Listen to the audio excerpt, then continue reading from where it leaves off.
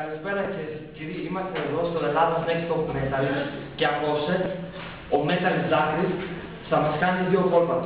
Αλλά παρακαλώ αυτά τα κόλπα μην τα δομήσετε στο σπίτι. Ο Metal Zachris έχει περάσει ώρες και ώρες για να κάνει αυτά τα κόλπα. Έχει γνώση προπόνηση.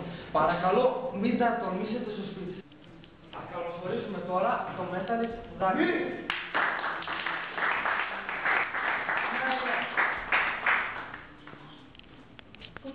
Ζάκρης, πώς αισθάνεσαι για το καινούργιο σου τρίκ? Σήμερα θα σας πω δύο λόγια για το νέο μου τρίκ. Δεν θέλω να το δοκιμάσω στο σπίτι.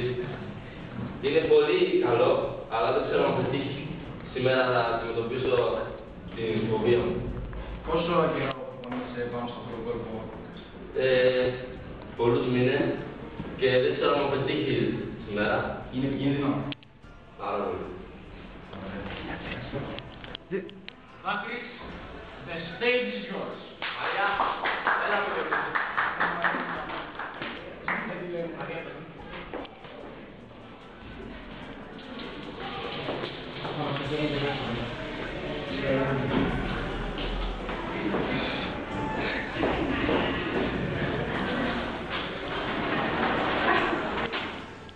Ευχαριστούμε Ζάκρη και τώρα ας περάσουμε στο δεύτερο κόλπο που μας κάνει ο Metal Zachris.